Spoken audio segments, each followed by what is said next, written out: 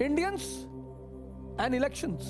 हमारी आदत है हर फेलियर पर, हर बात पे दूसरे को दोष देना, ये हमारी आदत है, नेचुरल।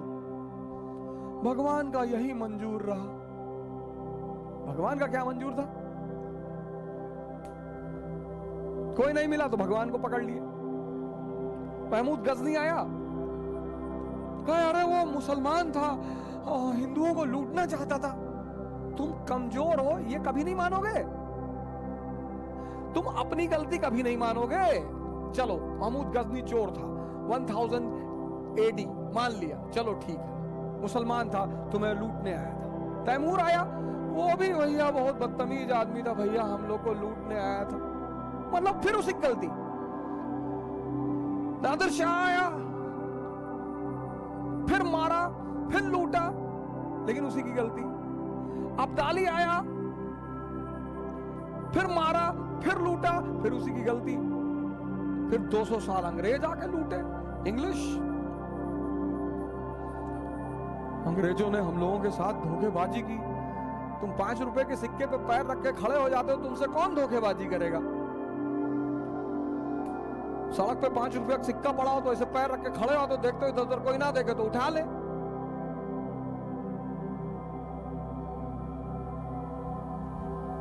कभी अपनी भी गलती मानो यार, कभी अपनी भी रिस्पॉन्सिबिलिटी लो। सरकार तो गलत है ही है, सरकार तो बिल्कुल फेल कर गई, पर कभी अपनी भी तो गलती मानो। पिछले 30 साल से इस देश में कोई हिंदू शेर को चुन रहा था, कोई मुसलमान शेर को चुन रहा था, कोई दलित शेर को चुन रहा था, कोई ब्राह्मण शेर को चुन रहा था। वीडियो डालते थे, ये जा रहा है ब्राह्मण शेर। नेता चुनना है ना, दलित चुनोगे, अंबेडकर की तरह चुन लो। नेता चुनना है ना, मुसलमान चुनोगे, हजरत मोहानी की तरह चुन लो,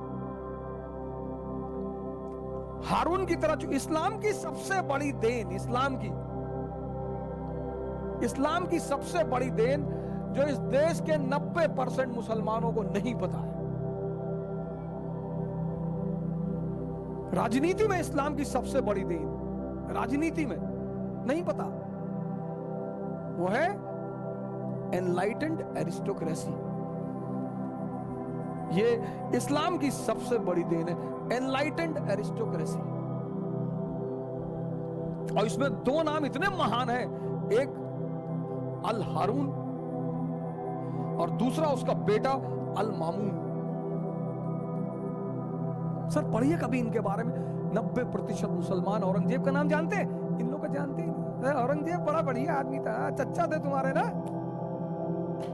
भाई साहब वो महान आदमी था, हाँ बहुत महान था। एक बार आसमान में से उंगली डाल के छेद कर दिया था, वो बाद में नासा वालों ने भरा। ये इन्होंने एक डिपार्टमेंट बनाया सर बगदाद में, बैतुल हिकमत। पर मुसलमानों से कुछ बोल दो, नाराज हो जाते हैं, संगी है, संगी है। हाँ, बैतुल हिकमत सबको बुलाया सर, पूरी दुनिया के विद्वानों को। ये इस्लाम की राजनीति को सबसे बड़ी देन है, कैलिफ सिस्टम। जो आदमी एनलाइटेंड होगा वो स्पिरिचुअल हेड होगा और वही पॉलिटिकल हेड होगा। हजरत अबू बकर, हजरत उमर साहब की कहानियां सुनो सर। मुसलमान इसी को भूल गए। नेता चुनो सर, तुम दलित नेता चाहते हो ना, दलित नेता चुनो, अंबेडकर जैसा चुनो।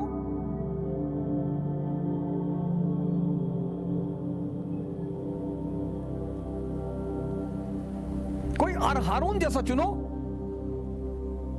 पढ़ो इस आदमी का इतिहास, लिटरेचर में कंट्रीब्यूशन, साइंस में कंट्रीब्यूशन, डेवलपमेंट में कंट्रीब्यूशन, पॉवर्टी में कंट्रीब्यूशन। नहीं वो आरएसएस वाले जो है मुसलमानों के पीछे 2014 में आए, 2014 में आए। उससे पहले की कंडीशन देख लो, सच्चर कमेटी की रिपोर्ट। अरे नहीं, वो आप नहीं समझ पाएंगे।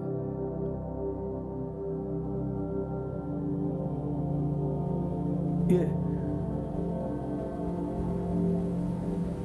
पटेल, आजाद, नेहरू, गांधी, अंबेडकर, ये सर पढ़े लिखे लोग थे सर। अंबेडकर के पास इतनी डिग्रियां थी सर, इतनी। मैं उनकी एक फोटोग्राफ है अपने पास रखता हूं हमेशा, मैं दिखाता हूं आपको।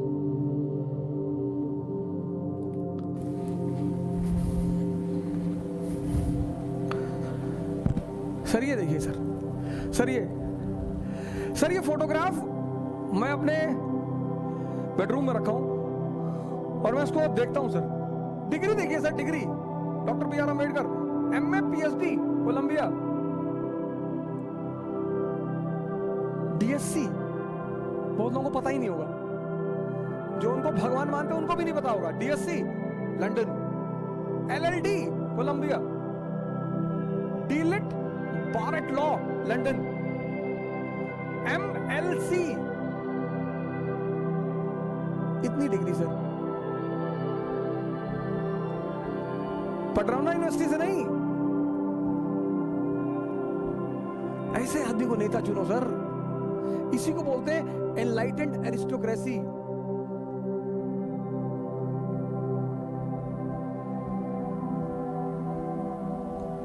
पढ़ो, कितने ताकतवर थे मुसलमान।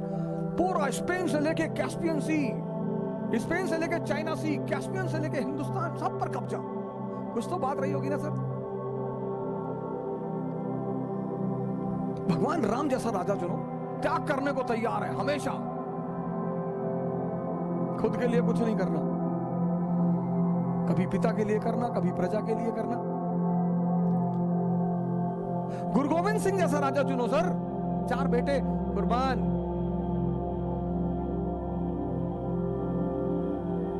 राजा चुनना है ना,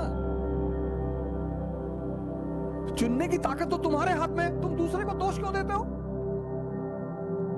क्योंकि तुम्हारी आदत पड़ी है पुरानी। ये देखो, ये तुम्हारी आदत पड़ी है पुरानी।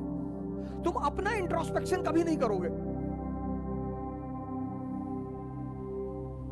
क्या आज डॉक्टर अंबेडकर जैसा व्यक्तित्व दलित समाज में नहीं है? क्या आज हारून जैसा व्यक्तित्व मुस्लिम समाज में नहीं है? लेकिन आपको चाहिए नहीं। आपको चाहिए वो आदमी जो आए, आपका पैर छुए इलेक्शन के टाइम पे, आपकी तारीफ करे, आप खुश हैं यार, सुकुल पर छुत रहल, गाय पर छुई के गए। आपको तो इस तरह का आदमी चाहिए। हम तो इलेक्शन लड़ेंगे, कभी नहीं जीतेंगे, मुझे पता है। पैर ना छूने जाएंगे किसी आदमी का। तुम्हारे लिए काम करने जाए, तुम्हारा पैर भी छूने जाए। तुमको वोट देना हो दो, नहीं तो भाड़ में जाओ। जिंदा रहने के लिए राजनीति नहीं करनी है। और मैं तो अपने सारे दोस्तों से, जितने लोग मुझसे पढ़ते हैं, उनसे कहता हूं आईएएस बनो, 10 साल नौकरी करो, पार्लियामेंट में आओ। अब तुम ही बचा सकते हो इस देश को। ब्यूरोक्रेसी ने आजाद कराया था और ब्यूरोक्रेसी ही इस देश को बचाएगी। फिर वो सुरेंद्र नाथ बनर्जी और सुभाष चंद्र बोस को फिर इस्तीफा देना पड़ेगा, फिर बाहर निकलना पड़ेगा सर, नहीं तो सब खत्म हो जाएगा।